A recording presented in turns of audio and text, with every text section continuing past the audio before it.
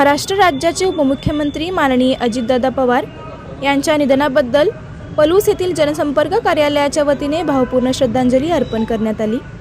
ही श्रद्धांजली आमदार डॉक्टर विश्वजित पतंगराव कदम साहेब जनसंपर्क कार्यालय पलूस येथे आयोजित करण्यात आली होती। यावेळी उपस्थित मान्यवरांनी अजितदादा पवार यांच्या राजकीय सामाजिक कार्याचा गौरव करत त्यांच्या आठवणींना उजाळा दिला।